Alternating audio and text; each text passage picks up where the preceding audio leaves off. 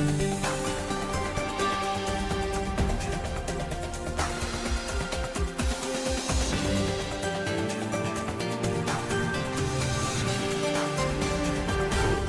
today's World Insight, the U.S.-led Indo-Pacific Economic Framework, or IPEF, in the works.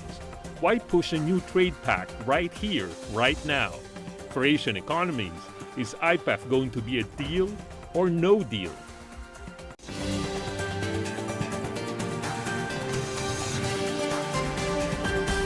Hello, I'm Tian Wei, and welcome to World Insight. U.S. President Joe Biden unveiled the Indo-Pacific Economic Framework, or IPEF, on Monday, involving 13 nations in the region, but with apparently little trade benefits guaranteed so far. The IPEF is seen as an effort to raise America's economic profile and draw up a so-called counterbalance to China within Asia. For his part, the Chinese Foreign Minister Wang Yi said the U.S. Indo-Pacific strategy does indeed seek to form cliques in an attempt to back China into a corner, a widely shared view in the region. So what are the challenges of Biden's Indo-Pacific Economic Framework? Will it succeed? How will it work together or against all of the existing trade mechanisms? Let's look in our panelists.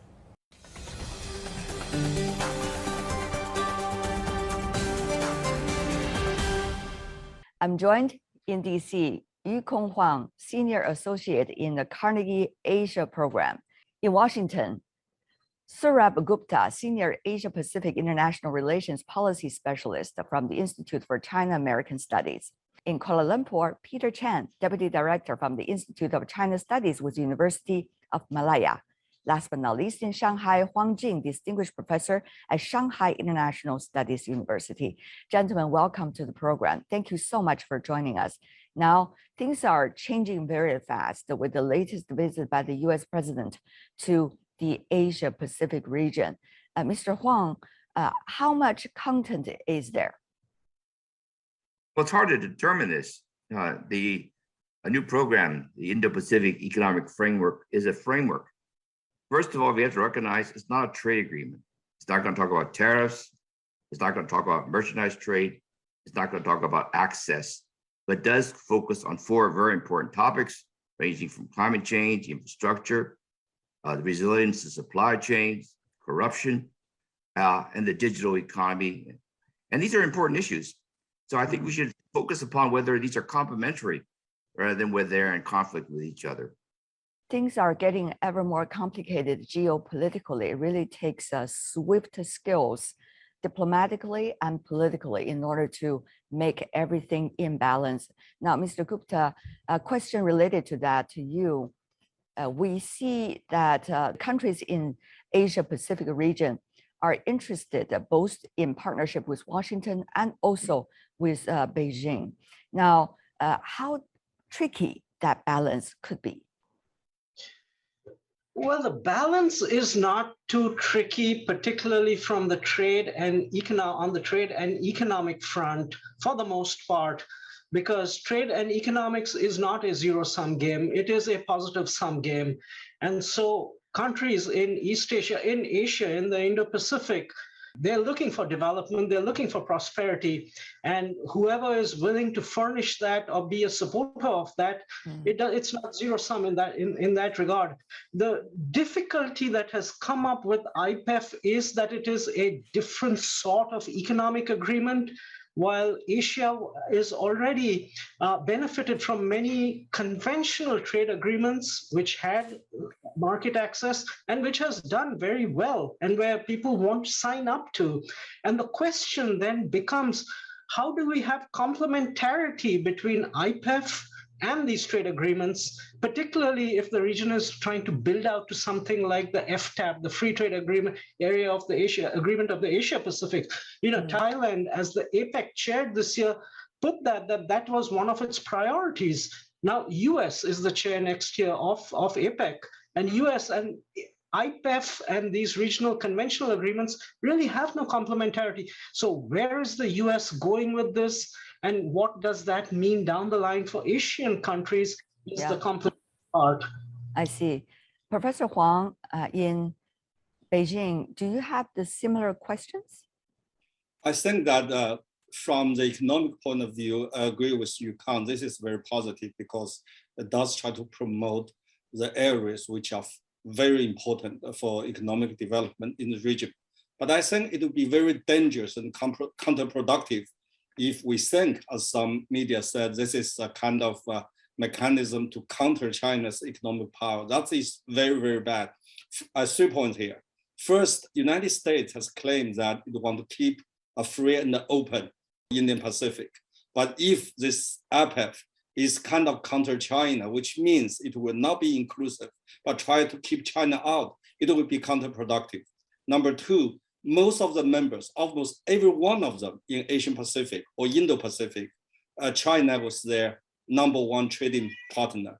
But if this mechanism or if this IPEF try to be a kind of counter-China measure, it will be not will be attractive. Number three is that in this area or in this region, we already have two very good, very sophisticated architectures. One of them is RCEP, another is CPTPP. And China playing a very important role in RCEP. And in CPTPP, China also formally applied to join in, but the United States said it will not. So if this IPEF is not inconsistent, but somehow contradictory to these two mechanisms, will also be very productive. So I'm still looking and say, but my point is that what if China also said, I want to join this IPEF, what will United States do?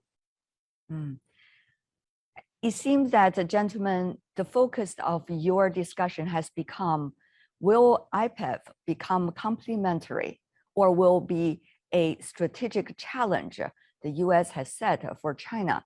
So that it seems to be the core issue. On that, I want to come back to Mr. Huang, Mr. Yukong Huang in Washington, please. I think you identified the key issue. Can these various agreements provide a bridge for talking about issues which affect everyone in the region? And if they don't, they will not be effective, they'll not work. Let's look at some of the key issues under the IPEF. One of them is dealing with the supply chain, making it more stable and resilient. And if you focus on that issue, the first thing you realize is you cannot discuss this issue without involving China. China is the heart of the supply chain in Asia.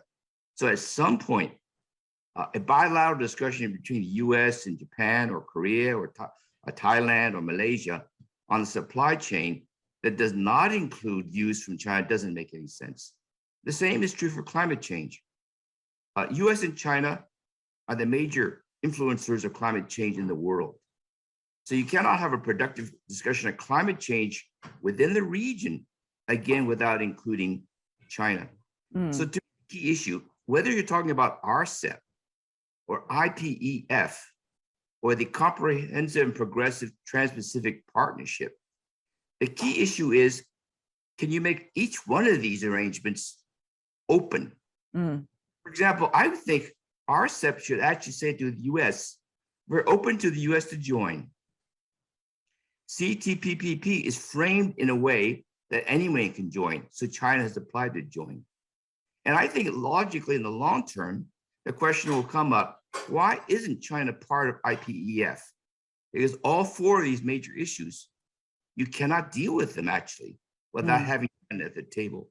So for me, the make and break issue a year or 2 or 5 years down the line is whether or not the leadership in the region and the United States and China recognize that making each of these an open kind of arrangement so that everyone can share, that would make, in fact, a really positive outcome to this process.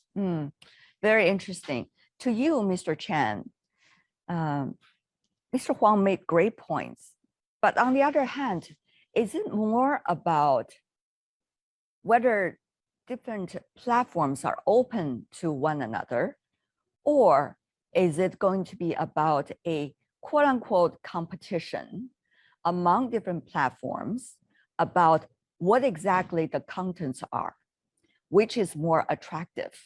There could be some kinds of cooperation among different platforms, and there could also be competitions among different platforms to see what the contents are and whether those contents are attractive and pragmatic enough for economies that are on these platforms. Which one is this, or this is both that we are seeing today? Mr. Chan. Let me respond it in this way. First of all, I think ASEAN countries is giving America the benefit of the doubt that the IPEF will eventually be inclusive. After all, ASEAN's message has always been that we do not want to take sides. We want to have a free and open Indo-Pacific. If we want to engage China, we will also be willing to engage America. As of right now, it's early days with the IPEF. We do not know, it's just a framework. It's just a skeleton. We do not know what the content, the flesh is going to be like. So we will have to wait and see. But we are not unaware of the grand strategy that Americans has, that is to want to contain China. But these little steps that is moving, that the Americans are putting in place seems to suggest that they want to temper a little bit the rhetoric of containing China, want to engage us at different levels. ASEAN countries are mindful of that. We are sort of juggling these two tensions.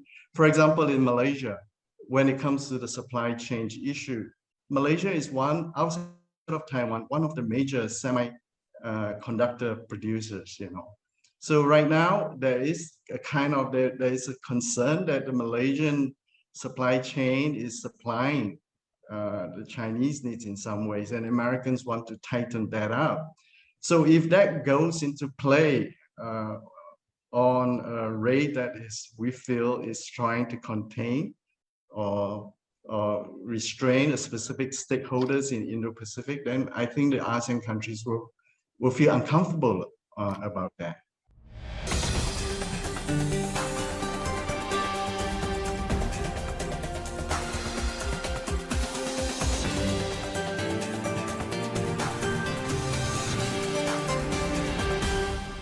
Now, to China, Professor Huang in Beijing, how do you see China is taking this?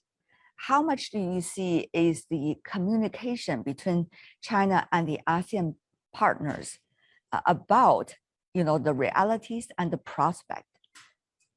I think that China still watch closely about how this thing is going to proceed. The timing and the way it was announced is obviously not very friendly to China. It has a very strong kind of signal there. So this is kind of, here we are coming to get you. And that is because, like I said, it was announced in Japan. It was announced when President Biden make a very unfriendly trip, during which China is always a kind of elephant in the room to be against. So, but still, I think China's economy is like this. China is the #1 trading power on us. Just like President Xi Jinping said repeatedly, the world is good, China is good, because China does need a peaceful and prosperous world, especially a peaceful and prosperous Indo-Pacific. So I think in the end, China will be take a positive stance or approach towards IPEF, if IPEF really is inclusive and also consistent with other platforms we do have in the Asian Pacific. On that point, I want to come back to Mr. Chan before I move on to Mr. Gupta. Mr. Chan, since you're from the region, you're among all the panelists, tell me more about how much power or how much balancing possibilities the ASEAN countries, Malaysia included, will be able to have in order to deal with the different scenarios of IPEF and IPEF's relations with other trade mechanisms that ASEAN countries are joining. ASEAN has always seen itself as just a mediator, and our impact is only contained within our region in ASEAN, Southeast Asia. We have this principle called ASEAN centrality, right, in which the fate of Southeast Asia should be rested upon the hands, the determination of the Southeast Asian countries themselves, not to be a proxy of any of the big power rivalry. And it's a struggle to do that. I mean, there are two big powers that are around us, and we got to do this very delicate balancing act. And we know the limitations of what we can do, but we will try to do within what we can do within our confines. And when it comes to trade, we have been over the last 2 decades to confirm, reaffirm what Professor Huang in Shanghai has said, completely embedded into the Chinese economic orbit. The Belt and Road Initiative has generated so much economic vitality within the region. And it is hard to imagine Malaysia or Southeast Asia become decoupled from China. We have no way of finding ourselves out of that orbit now. What we are trying to do is do this balancing act to try to integrate and engage America, try to see them as a part, possibly as a partner. Some may say that we are naive. I think that is the step towards, in terms of a free and open Indo-Pacific, that we got to engage all parties. As small countries in the region, that is our fate. We have to try to manage the 2 big powers around us. Mr. Gupta, to you about similar questions. We understand in Washington, the consensus for quote unquote against China is extremely strong. I respect a lot of voices that have been appearing on the shows for having somewhat different views or different approach. But let me ask you, Mr. Gupta, so how do you see IPEF on so many different areas could be possible to work? I'm not questioning the future of IPEF. I'm just asking with a lot of curiosity, with so many contents being included, how would that work? That's a great point, and that's particularly the reason also why IPEF has been written in such a flexible manner in terms of countries acceding to certain pillars, as long as they accede to everything within that pillar, and trying to work this flexibly. You got to the nub of the issue, and the nub of the issue is that in the advanced economies and in the US, there's the sense that the commitment to globalization is more or less there. It's diminishing a bit, but they talk now in terms of free and resilient trade. So they factor in the economic security element. Now, at the developing economy side, and in ASEAN and in Asia, most of the economy, emerging and developing economies, they are gung-ho on globalization more or less because they've seen prosperity being created by globalization.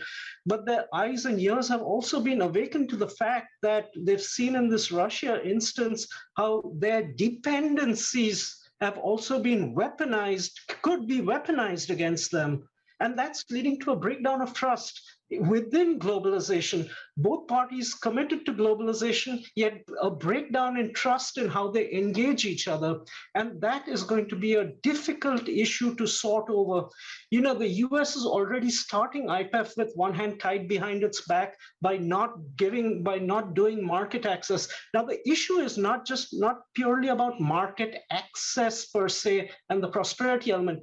What this means is that this will not go to Congress in any way for ratification, which then means that this is essentially an unaccountable negotiation, which means at some point of time, the US administration might just want to drop the ball halfway if nothing's happening, like the TTIP negotiations with the Europeans, which didn't go anywhere. And so there are questions as to how deep this commitment is, aside from the issue as to in those pillars, what is to be asked, and whether those pillars are really aimed at liberalizing or liberalization, or is it meant more to decouple, or worse, is it also meant to raise barriers by having new rules of origin and higher working rights standards and very narrow supply chains, which to make more questions than answers, frankly. Yeah. Now the question really is, we do not need necessarily the bigger number of platforms. We need platforms that are inclusive and also work. Meanwhile, that bring everybody together, because trade is about bring all of us closer so we can trade. The trade could be bigger, everybody benefit. So Mr. Huang, tell me more about how do you see the logic has to be right for IPEF in order for it to function? Well, as Sue Bash mentioned, IPEF is structured in a way to be very practical. So as you mentioned, countries are quite different. So let's take an issue like corruption, or take an issue like the supply chains. A country like Vietnam, a country like South Korea will have quite different interests in addressing or participating in the discussion. So IPEF was structured in a way that there could be a discussion between the US and just one other country. You could get a bilateral agreement. You could also get an agreement where all the members of the IPEF group want to join that discussion, and it remains to be seen. Some subjects will be very keen interest to everyone. There may be subjects where there's no one interested in discussion. So that's why the agreement has been out there. You may get an agreement where all it requires is a agreement to share information. That certainly doesn't go to Congress, but you may actually get a measure which is much more serious and binding. So it doesn't prevent the fact that you may have to go to Congress. So that's quite different. But you mentioned, I think, a very interesting point. If you go back 20 years ago, these kinds of agreements were driven by trade, tariffs, and access issues. And the US was the leader in actually trying to drive these initiatives. There was a concept many decades ago about a free trade agreement for all of Asia, okay? And both the United States and others would support such an idea. And the concept was that you would start off modestly by creating smaller groups to work on these issues, but ultimately you would have a broad agreement that would encompass everyone. But today it's quite different. Today you have countries like China, Malaysia, and others who are actually much more interested in driving the trade agenda than the developed world. It's totally switched. For the developed world, the key issue today is actually not merchandise trade or exports per se. It's access in terms of services. It's the digital economy. And the issues that affect those kinds of activities are actually quite different than the issues that would affect traditional merchandise trade. So it does make sense to split up what I would call these foreign economic concerns into smaller packages. But the key issue is you need to get the key players all involved. You cannot address, for example, digital services or the flow of financial services without a China participating in this kind of activity. So to me, the first issue that's going to come up in the next couple of years is an IPEF framework logical without a China voice in it. In my view, it isn't logical. You can't address these issues. But how does China, what should China say in this? I think China's position should be, we're open and we want an open and rules-based international economic system. And we think that all these agreements should in fact become more open and everyone can participate. And that, I think, is the issue. We have a lot of political constraints today. We have security dominating the discussion. We need to try to move at least the economic issues into a framework where we don't have to be bogged down by these kinds of security tensions and make it, in fact, something that can benefit everybody. Mr. Huang, what you said, very inspiring, which made me remember an old phrase as being repeated by many US presidents when they campaign for their election is the economy stupid? Now, I really wondered, though, Mr. Chan and other panelists, whether the logic of the world is the economy, the interests of daily lives of the common folks, or we are pretty much now the changes in the world driven by geopolitics, and is it there as a result? Mr. Chan, sorry for a very big and somewhat even hollow question, but I think that's a very interesting logic we need to understand these days, Mr. Chan. That's actually a very relevant question. I mean, Asia's business is to do business, really. Speaking of Asia and ASEAN and Americas, my opening remarks, how I see this as a welcome change, but it's somewhat late. Some of the commentators say that the Americans' initiative has sort of, the train has left the station. China's foothold, economic foothold in this region is so strong right now. The Americans have to do so many catch-ups, and they are not able to set the rules now. If Americans want to engage Southeast Asia and Asia economically, they have to follow the rules that has been set by the prior dominant power, which is China right now. So for example, in Malaysia, China has upgraded our relationship with Malaysia and ASEAN to the comprehensive strategic partnership, and RCEP is kicking in this year. And these are all very important initiatives led by China to help us to get through this pandemic-stricken economic stagnation. And we are yearning for that kind of injection of momentum and energy. And this is being primarily provided by China. So the economy recovery for the region is a China-led economy recovery. The Americans are coming in. It's a little bit late, but it's better late than nothing. So we see this as something that we want to welcome. The problem is that it is fine. We doesn't care who makes the rules. Rules are neutral. Rules doesn't discriminate against anyone. But we all follow the same rules forever. Everybody will be happy. But the problem is that for geopolitical reasons, just like you mentioned, the United States is keep changing the rules and try to get atop of everybody. That's a problem. Saurabh Gupta, Yu Kong Huang, Peter Chang, and Huang Jing. Thank you so much, gentlemen, for your insights. That is our discussion on IPEF. With that, we're coming to the end of today's program. If you'd like to know more, search World Insight or check out our YouTube channel. Follow us on Twitter and Facebook. I'm Tian Wei on behalf of my team. Thanks for being with us. Bye for now.